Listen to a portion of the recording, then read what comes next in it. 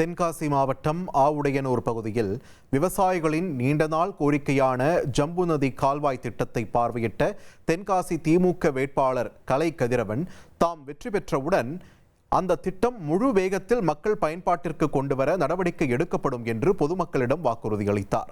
இந்த திட்டத்தின் மூலம் இப்பகுதியில் உள்ள ஆயிரக்கணக்கான ஏக்கர் விளைநிலங்கள் பாசன வசதி பெறும் என்பதால் வேட்பாளரின் இந்த வாக்குறுதி விவசாயிகள் மத்தியில் பெரும் வரவேற்பை பெற்றது.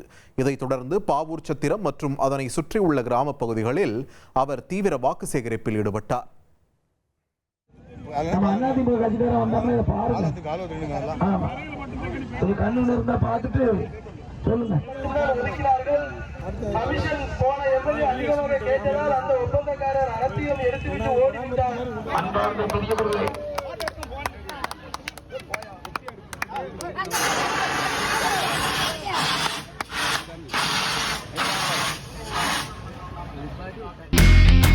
இனி செல்லும் இடமெல்லாம் செய்தி.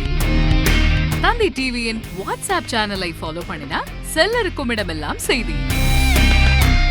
இதோ QR கோட் இப்பவே ஸ்கேன் பண்ணுங்க, ஃபாலோ பண்ணுங்க.